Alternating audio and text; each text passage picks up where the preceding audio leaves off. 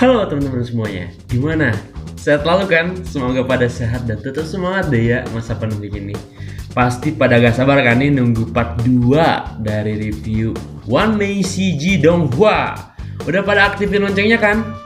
Kuy, langsung aja kita masuk langsung ke filmnya. Flashback dikit nih tentang part pertama saat So mencoba menyelamatkan teman-temannya yang mencuri telur dan berakhir dengan anak elang yang menetas itu mati dan dihidupkan kembali oleh pohon pelindung guys.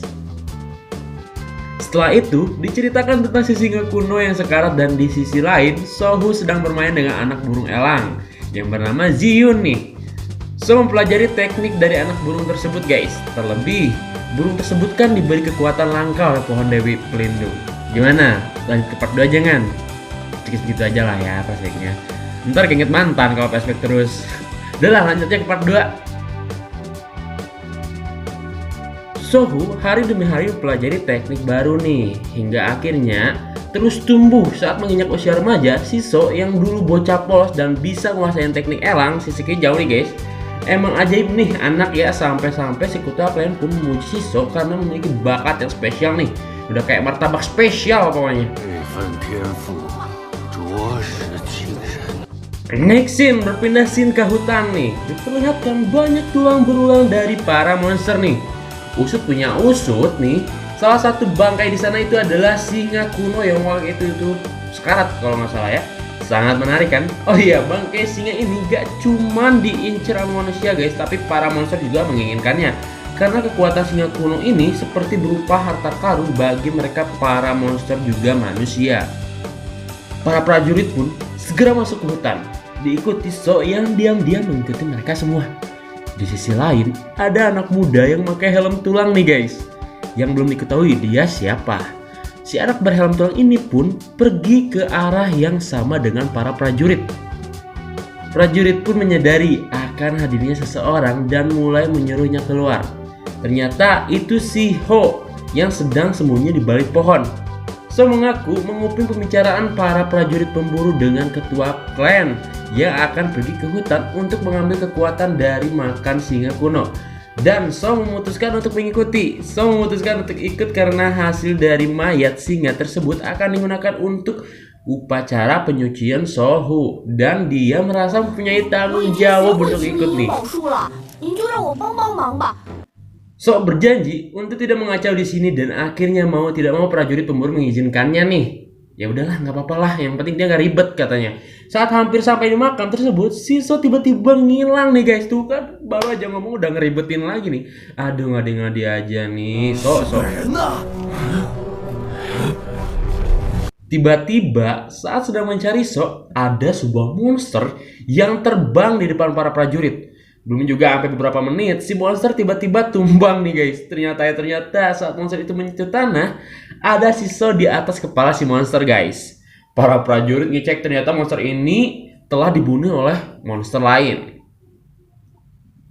Next scene berlanjut dengan banyaknya monster-monster yang muncul saat mereka menuju makam tersebut. Di tengah perjalanan, mereka tiba-tiba dikejar oleh monster macan bersayap. Udah macan bersayap lagi kan? Wah, udah takut banget tuh. Saat mereka semua berusaha kabur, si So lagi-lagi tiba-tiba diam dan memutuskan untuk melawan monster macan terbang tersebut guys. Berani banget ini anak mentalnya, mental anak STM nih guys. So langsung menghancurkan jembatan tersebut dengan kekuatan elang sisik hijau nih. Dan si macan pun terkena serangan. Wih, sayangnya So kehabisan kekuatan dan hampir terjatuh ke jurang. So pun menyuruh paman-paman prajurit untuk memanggil sang ibu elang sisik hijau yang dulunya musuh nih. Sekarang mereka udah bersahabat nih. So sweet kan? Para prajurit pun langsung pergi dan mencoba memanggil si ibu elang. So mengintip dari tepi jurang dan ternyata di depannya sudah ada makam singa kuno yang sedang diperebutkan banyak monster termasuk si monster macan yang tadi seserang guys.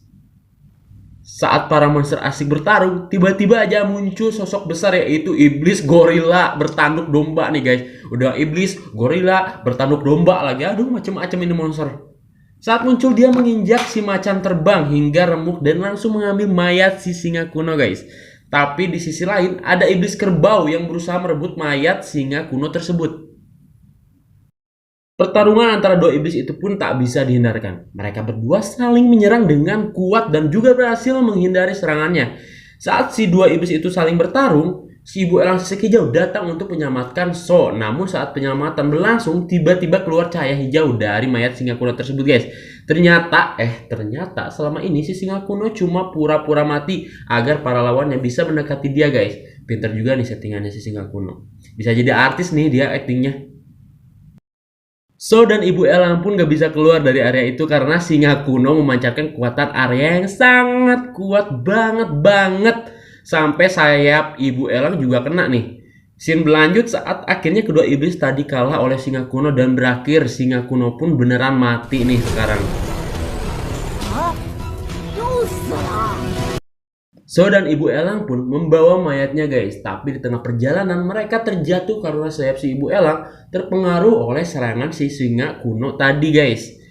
Saat di daratan tiba-tiba mereka diserang banyak panah dan serangan itu berhasil ditahan oleh So.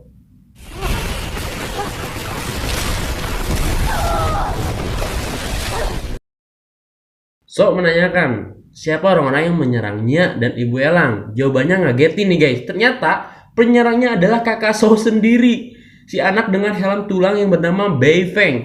So mengatakan ia tak punya kakak sepertinya dan Beifeng pun menginginkan singa tersebut. So yang ingin melawan Beifeng membuatnya tertawa karena menganggapnya masih bocah. Beifeng pun menyerang So habis-habisan. Hebatnya So bisa menghindari semua serangan kakaknya tersebut dan berhasil menyerang balik dan mengenai Beifeng. Tidak semudah itu Ferguson. Beifeng pun memintanya untuk tidak membunuhnya karena desanya sedang sangat butuh roh pengorbanan dan tidak boleh sampai gagal. So memperingatkan bahwa mereka tidak boleh memasuki kawasan desa batu dan menanyakan di mana letaknya roh pengorbanan yang mereka cari. Ternyata roh pengorbanan tersebut ada di desa batu, guys. So pun menyuruh mereka semua pergi. Namun saat berbalik menghampiri ibu elang, tiba-tiba Beifeng licik dan menembakkan panahnya ke So.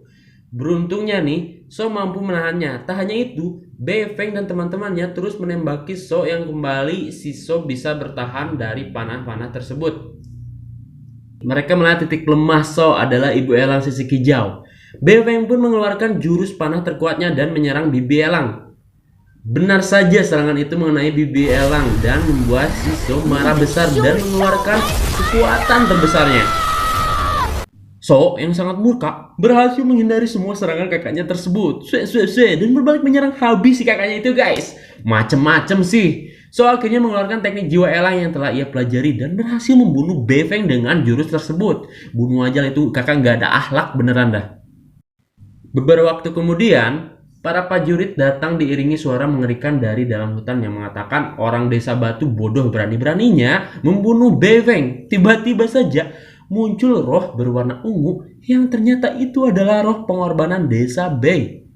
Dari dalam kekuatan ungu tersebut muncul kelelawar yang besar dan marah melihat Beifeng dibunuh. Pertarungan pun kembali terjadi nih, guys ya. Para prajurit tampak sangat kesulitan melawan kelelawar roh pengorbanan tersebut, guys. Saat si kelelawar mencoba mengeluarkan kekuatan tangan besar dari langit, So pun mencegah tangan tersebut untuk menyentuh daratan. Nampak nih kekuatan mereka berdua cukup seimbang, guys. Akhirnya si kelelawar tersebut berencana membunuh Sohu di umur yang cukup muda. Karena jika ia semakin bertumbuh, ia akan sangat amat kuat dan bisa jadi ancaman untuknya juga desanya, guys. So yang mulai kelelahan meminta sang dewa pelindung desa batu yaitu Willow untuk membantu So dan prajurit di sana. Saat si kelelawar itu mencoba menyerang So dan kawan-kawan, tiba-tiba Willow muncul dari belakangnya dan melancarkan sebuah serangan yang berhasil menembus tubuh si kelelawar hingga mati. Next scene berlanjut dengan para tetua dan So dan kawan-kawan yang sedang melakukan upacara dalam rangka desa Bei sudah tidak lagi mempunyai dewa pelindung.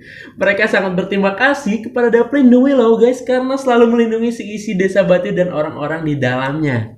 Dewa Willow pun akhirnya bicara, guys, dan kaget ayam-ayam ternyata Dewa Willow mengeluarkan suara perempuan. Jadi dewa itu Dewi atau dewa ya? Atau apa ya? Dewa dulu aja ya, guys ya. Dewa Willow pun berbicara tidak usah sungkan dan terlalu sopan. Tapi ia memperingatkan bahwa malapetaka akan segera datang dan mereka tidak bisa bertahan lama nih di desa batu ini. Ketua klan yang kaget pun bertanya malapetaka apa yang terjadi nih. Dewa Willow kembali menjawab bahwa banyak bertanya tidak akan membantu apapun. Jadi suruhlah semua warga bersiap untuk menghindari malapetaka ini. Dewa Willow pun berpesan kepada Sohu tidak perlu merasa bersalah karena yang berbuat jahat adalah almarhum Bei Feng ya guys ya. Namun So sedih karena mengingat orang yang ia bunuh pasti mempunyai ayah dan ibu yang pasti akan sedih mengetahui anaknya telah tiada. So pun bertanya di manakah ibu dan bapaknya pergi. Dewa Willow tidak bisa menjawabnya dan disambung oleh ketua klan yang mencoba menghiburnya bahwa dewa tidak bisa menjawabnya sekarang dan ketua berbicara. Orang tua kamu pasti masih hidup. Selama kamu masih hidup dan terus bertambah kuat, kesempatan untuk bertemu mereka pasti ada, So. Katanya seperti itu guys. Sedih banget guys, pasti So ya ngerasa bersalah ya kehilangan ortunya. Semangat terus deh buat Dexo ya. Scene berlanjut ke sesi flashback nih. Sejak awal dulu atau zaman kuno, nenek moyang umat manusia sudah lama berada di tumpukan tulang warisan kuno dari monster-monster kuno. Setelah itu, manusia menemukan namanya Rune. Rune adalah sebuah kekuatan yang mempunyai tulisan kuno seperti yang ada di anak elang sisik hijau tadi guys. Rune ini mengandung kekuatan yang sangat besar dari monster primordial sejati. Oke nih guys, kekuatannya bukan kaleng-kaleng. Nah, untuk memahami kekuatan besar primordial ini, Rune haruslah dimasukkan ke dalam tubuh guys. Dan juga harus ditempat dengan esensinya sendiri hingga si kekuatan bisa berbaur dengan langit dan bumi. Nah, hal ini disebut Blood Transformation Realm atau alam transformasi darah. Nah, si Sohu itu sekarang lagi mempelajari hal itu guys. Oke lanjut, So pergi ke tempat latihannya bersama ketua klan. Ketua ngasih tahu So bahwa banyak orang gak bisa sampai ke level ini di hidup mereka. Dan latihan hari ini bermaksud untuk membuat So bisa meningkatkan alam transformasi darahnya guys. Dengan digabungkannya tongku obat yang turun-menurun dari nenek moyang mereka. Selain itu masih ingat kan singa kuno tadi? Nah, singa kuno tersebut rohnya akan dijadikan obat untuk ningkatin kemampuan So guys. Dan bertujuan untuk pemurnian So nih. Ketua klan memperingatkan bahwa So tidak boleh berhenti di tengah jalan karena itu akan menyakitkan dan merusak akar tulang So. Dengan lantang So menjawab bahwa ia akan melakukannya demi bertemu kedua orang tuanya guys. Gigih banget nih anak guys, padahal ketemu orang tuanya coba buat minta jajan.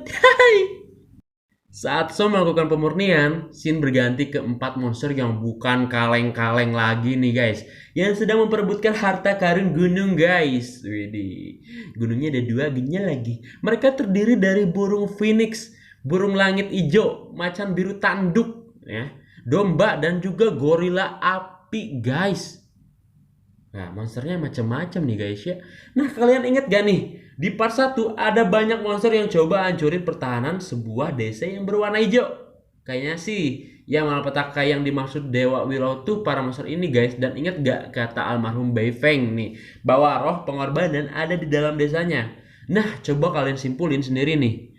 Tapi tunggu di part 3 ya. Oke deh, gimana? Greget kan? Part selanjutnya kan. Tapi sebelum ke part selanjutnya, biar gak ketinggalan keseruan film-film yang mantap banget, jangan lupa aktifin loncengnya. Tinggal klik sih, susahnya apa sih guys? Jangan lupa juga untuk like, comment, and subscribe. Makasih banyak buat kalian sudah setia nunggu video baru dari kita nih. Semoga sehat selalu juga ya buat kalian semua. So dengan itu gue pamit nih guys ya. Sampai ketemu di part selanjutnya nih guys ya.